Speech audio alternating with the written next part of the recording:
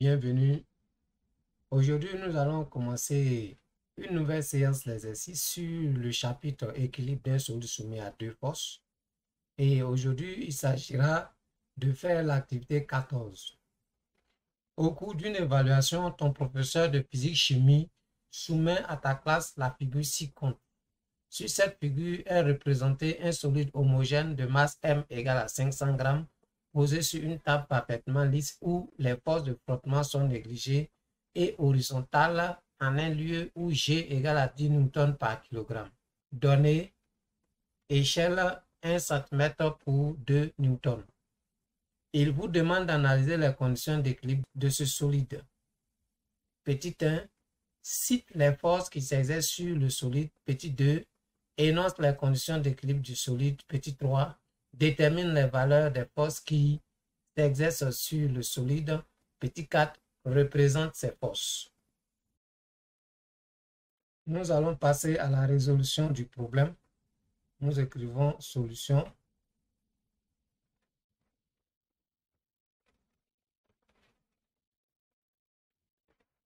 Petit 1, on nous dit de citer les forces.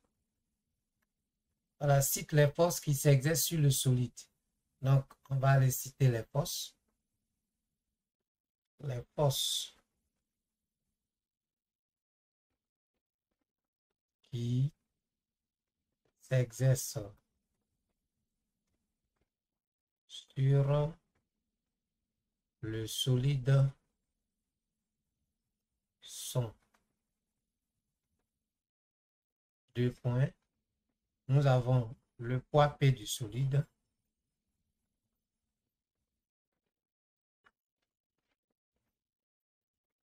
Nous avons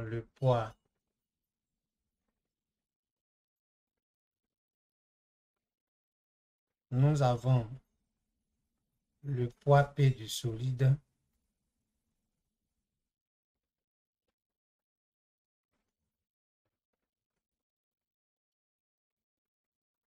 Et la réaction R de la table.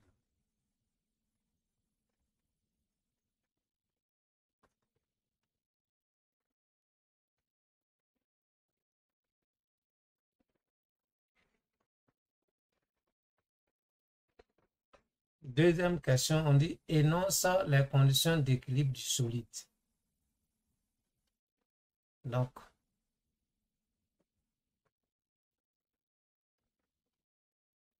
deuxièmement,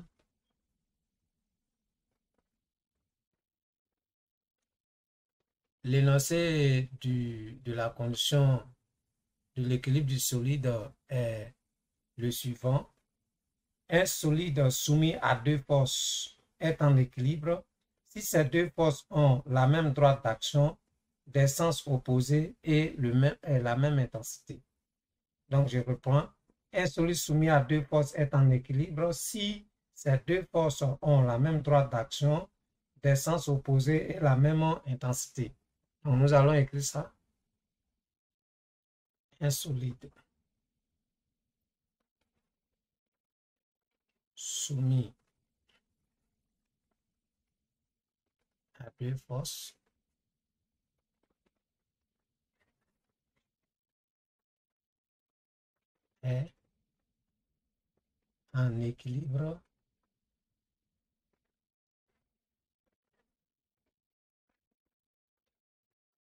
si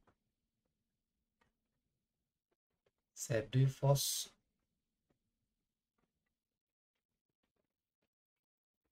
ont la même droite d'action, la même droite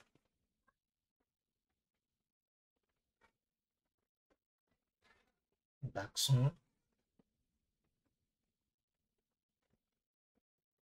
virgule des sens opposés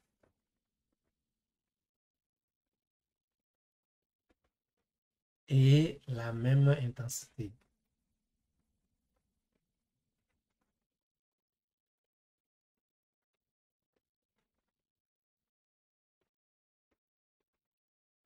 Bien. Troisièmement, On nous demande détermine les valeurs des forces qui s'exercent sur le solide. Donc, troisièmement, les valeurs des forces. On sait que P égale à M fois G. Je reviens dans l'énoncé du problème. On nous dit que la masse M est égale à 500 grammes et que l'intensité de la pesanteur G est égale à 10 newtons par kilogramme. Et je vous ai déjà dit dans les vidéos précédentes que lorsque vous devez calculer le poids, comme vous allez faire le produit de la masse par l'intensité de la pesanteur, il faut tenir compte de l'unité de l'intensité de la pesanteur pour pouvoir déterminer l'unité de la masse. Et ici, on nous dit que G égale à 10 newtons par kilogramme. Alors, cela veut dire que lorsque vous allez déterminer la masse, vous devez avoir sa valeur en kilogrammes. Donc ici, on nous dit que la masse est égale à 500 grammes. Alors, il faut obligatoirement convertir ces 500 grammes en kilogrammes. Il donne 0,500 kg. Ou bien d'autres pouvaient dire 0,5 kg. Les zéros après la virgule, bon, n'ont pas de signification. Surtout quand ils sont à la fin. Bien, donc nous avons converti la masse. Nous pouvons maintenant partir calculer la valeur du poids P. Bien. Donc, on y va. On dit que P égale à M fois G. Donc, on aura P égale à M qui est 0,500 multiplié par G qui est égal à 10. Donc, ça donne P égale à 0, pardon, P égale à, je ne vais pas répéter la même écriture. Donc, je donne le résultat en même temps. On dirait que P est égal à 5. Bon, ici, c'est égal à 5. Donc, ça me donne 5 newtons. Bien. On a trouvé la valeur du poids P. Une fois que nous trouvons la valeur du poids P, d'après la condition d'équilibre, on dit que les deux forces responsables de l'équilibre du solide ont la même intensité. Donc, ça veut dire que la réaction R aussi est égale au poids P. C'est aussi égal à 5 newtons. Donc, nous avons là déterminé les valeurs des forces qui maintiennent le solide en équilibre sur la table. La question suivante nous demande de... On va aller en haut pour voir ce qu'on nous demande dans la question suivante. On nous dit représenter ces forces. Mais avant de représenter les forces, il faut tenir compte de l'échelle de représentation. L'échelle de représentation nous dit que 1 cm représente 2 newtons. Donc, on y va. On vient ici.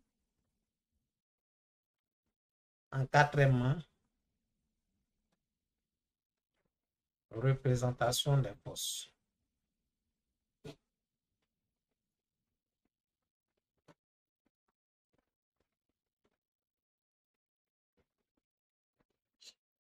On dit que selon l'échelle, 1 cm va représenter 2 newtons. Alors, si vous avez 5 newtons, vous allez représenter ces 5 newtons par combien de centimètres? On va appeler cette valeur-là X. Et donc, on va déterminer X. Pour déterminer X, il faut tout simplement faire le produit en croix, c'est-à-dire vous allez faire 1 multiplié par 5. Cela est égal à X multiplié par 2. Ça veut dire tout simplement que X égale à 1 multiplié par 5 divisé par 2. Donc, nous allons écrire cela. Donc, X égale 1 multiplié par 5 divisé par 2. C'est égal à 5 divisé par 2. C'est égal à 2,5. Donc, X sera 2,5 cm. On écrit ici X égale à 2,5 cm. Cela veut dire quoi concrètement? Cela veut dire que lorsque nous allons représenter les vecteurs force P et puis R, nous allons les représenter par des flèches et ces flèches auront pour longueur 2,5 cm chacune. Nous allons représenter les forces que nous avons citées avec l'échelle de la représentation. Alors, avant de représenter le poids, il faut retrouver le centre de gravité du solide. Ici, nous avons un solide de forme rectangulaire.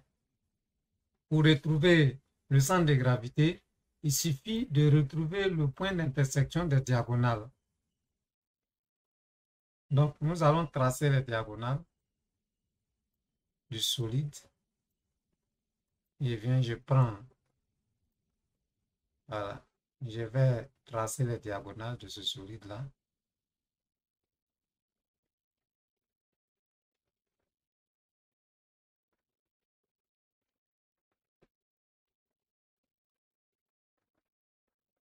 Une fois les diagonales tracées, leur point de rencontre constituera le point d'application du poids. Voilà. Donc ici, nous avons retrouvé le centre de gravité que nous allons appeler grand G. À partir de ce centre de gravité, nous allons tracer le poids P en respectant l'échelle, bien sûr. On dit que le poids les flèches que nous allons représenter auront pour longueur 2,5 cm. Donc, si j'ai pris 2,5 cm pour le poids, ça veut dire que je vais prendre 2,5 cm pour la réaction aussi.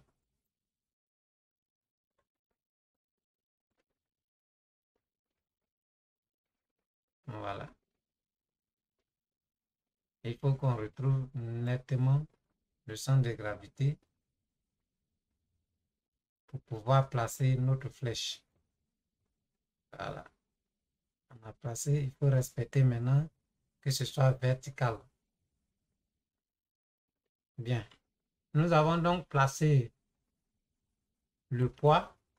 Je vais changer de couleur. Je prends la couleur verte. Pas que le vert foncé, c'est pas mal. Voilà. Donc, et là, je vais écrire à côté P pour dire que c'est le poids P. Alors, nous devons avoir la même longueur de flèche en allant de la table du point de contact entre le solide et la table pour aller vers le haut. Et cette flèche-là va nous représenter la réaction du support. Je vais prendre soin de d'abord mettre à côté, côte à côte. Voilà, une fois côte à côte, il faut que ce soit vertical, rigoureusement vertical. Ensuite, je vais aller l'appliquer au point de contact entre le solide et la table.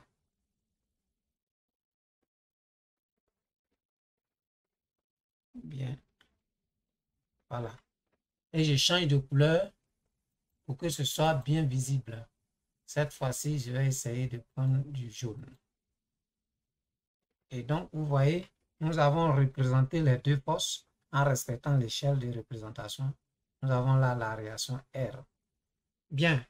Alors, j'espère que vous avez compris. Vous voyez que la réaction est verticale et s'applique à partir du point de contact entre le solide et la table et se dirige vers le haut, pendant que le poids s'applique toujours au centre de gravité du solide, dirigé vers le bas selon la verticale. Alors, ce qu'on disait de la condition d'équilibre, on a dit que les deux forces sont de sens opposé. Vous voyez bien, la réaction va vers le haut, le poids vient vers le bas et sont sur la même droite d'action. Et donc, la longueur des flèches nous signifie que ces deux forces ont la même valeur. L'exercice est terminé. Je vous remercie pour votre attention. Bonne compréhension.